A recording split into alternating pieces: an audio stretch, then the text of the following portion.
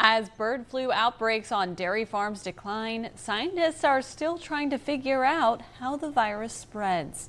New research shows the virus could be spreading through the air and wastewater, not just through the milk and milking equipment. Researchers from Emory University recently published their findings from experiments on 14 dairy farms in California.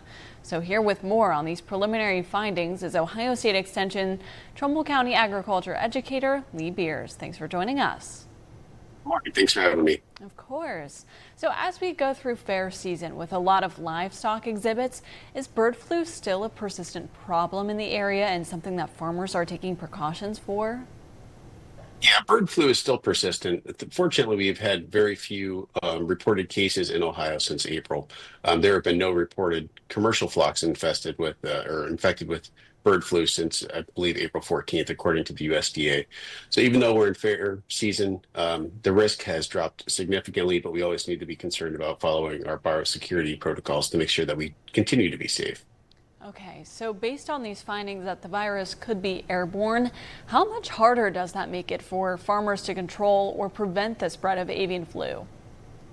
Yeah, when it's airborne, it can be a little bit more challenging because anytime you get animals in close proximity, that makes quarantine a little bit more difficult. So if you do need to quarantine some animals, you'd have to put them farther away to make sure that there is no air movement between those two. But it's something that dairy farmers and a lot of farmers in general, livestock farmers, have been dealing with a long time because a lot of the illnesses that we are trying to prevent on a regular basis are also airborne. So it's nothing really new for livestock farmers to contend with. It's just another one of the viruses or diseases that is now going to be more challenging. Okay, and are there any preventative steps that need to be taken for these outbreaks, including bird flu, but of course, you mentioned some of those other airborne illnesses. And how does that impact dairy farm operations and consumers buying the products? Well, first and foremost, consumers should feel secure that if they're buying pasteurized dairy products, there is no concern for transmission through the products as long as they're pasteurized.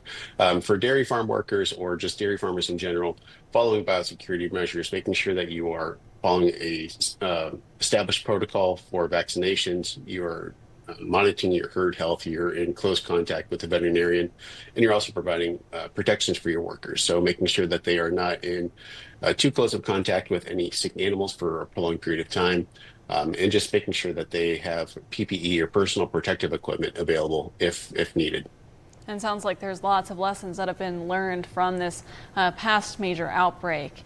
And at the same time as we're seeing shifting economic conditions, we're seeing those rising debt and inflation and high interest rates. So do you think we could be approaching another situation similar to the farm crisis of the 1980s, or how are things looking economically for the agriculture industry? There's been a lot of speculation that we're heading in towards the 1980s farm crisis, but there's quite a few things that are different. The number of farmers is much lower.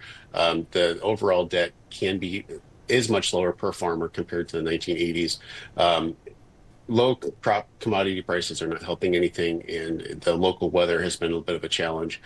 So it's hard to predict what's going on in the future, but as we start to see the impact of tariffs come into play when it comes to purchase new equipment, things are going up 10 to 15% on, $500,000 of equipment. That adds up very, very quick. So it's still kind of early to say, but I think for the most part, we're in a much better situation than we were in the 1980s. All right, Lee Beers with Ohio State Extension. Thank you so much for joining us this morning. Thanks.